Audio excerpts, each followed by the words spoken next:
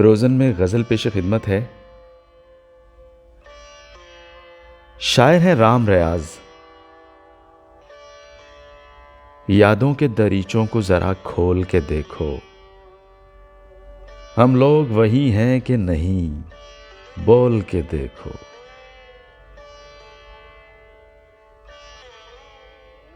हम ओस के कतरे हैं कि बिखरे हुए मोती, धोखा नजर आए तो हमें रोल के देखो।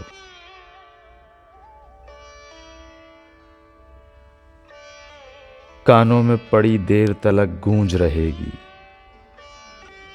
खामोश चट्टानों से कभी बोल के देखो। जर्रे हैं मगर कम नहीं पाओगे किसी से, फिर जांच के देखो हमें, फिर तोल के देखो।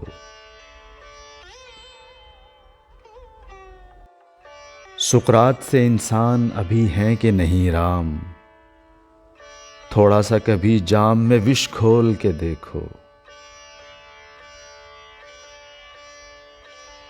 यादों के दरीचों को जरा खोल के देखो, हम लोग वही हैं कि नहीं, बोल के देखो।